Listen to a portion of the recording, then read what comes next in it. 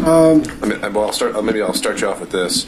It certainly seems that the primary case driving Mr. Sato's argument would be Alvarez, and because that's a fractured kind of plurality opinion, I'm wondering if you have any thoughts on just how much that can drive this. And I know the state back in December was also citing Alvarez as the primary case. I wonder if that's even the best one for your arguments. I think to address the first, elephant in this courtroom is that a Judge Chotkin in D.C. has evaluated all of these arguments under Supreme Court precedent already.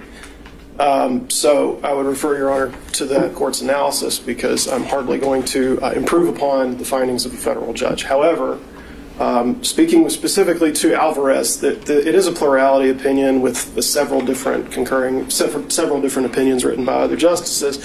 What they all agree on, though, is that Alvarez doesn't change the law that speech integral to criminal conduct is not protected under the First Amendment, and that that's not what Alvarez was about. It was about punishing falsity for its own sake. So the question is that what the state is doing here? And by fundamentally rewriting the indictment, the defendant is suggesting today that that is somehow what the state is doing, when actually what the state is saying is that these statements made by the defendant were all employed as part of criminal activity, various conspiracies, frauds, intentions with deceit, and violations of the law. It's not just that they were false. It's not that the defendant has been hauled into a courtroom because the prosecution doesn't like what he said. He is free to make statements and to file lawsuits and to make other legitimate protests. What he is not allowed to do is employ his speech and his expression and his statements as part of a criminal conspiracy to violate Georgia's RICO statute, to impersonate public officers, to file false documents, and to make false statements to the government. That's what he's alleged to do. He's not charged under 161020 because he told some lies. Although it is very interesting to hear counsel for Mr. Trump tell us about the usefulness of lies.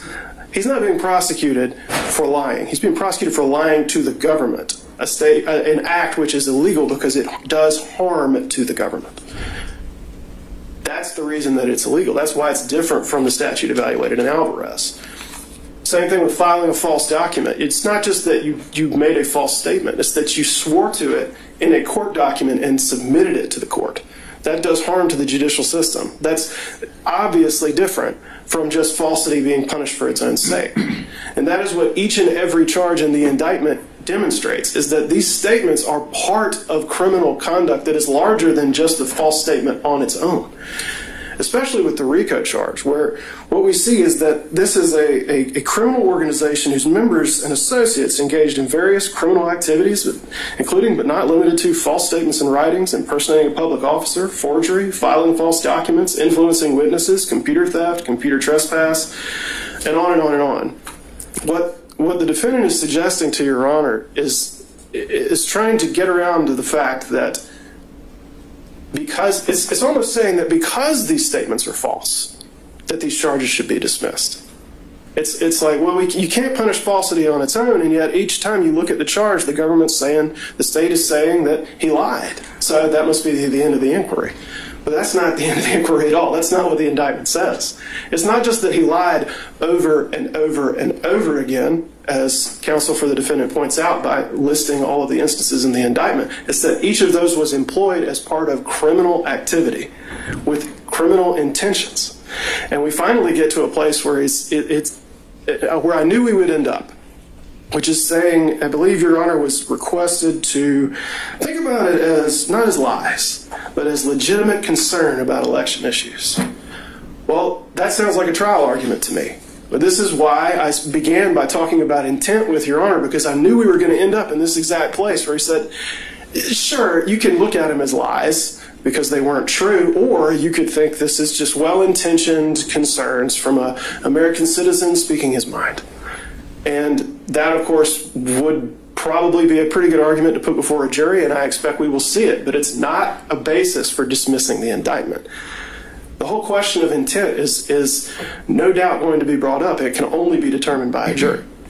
But what we have heard here today is an attempt to rewrite the indictment, to take out the parts that are inconvenient and only say, well, it's all speech, it's all talking, and he was just a guy asking questions, and not someone who was part of an overarching criminal conspiracy trying to overturn election results for an election he did not win by violating the RICO statute, by making false statements to the government, by filing false documents, by impersonating officers, and doing a whole host of other activity which is harmful in addition to the falsity of the statements employed to make them happen.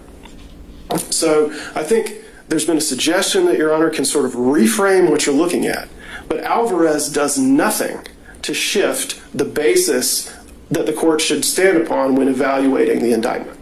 And that is to say, is this speech being punished solely because it's false, solely because of its viewpoint, or is it speech that's being demonstrated as integral to a pattern of criminal activity?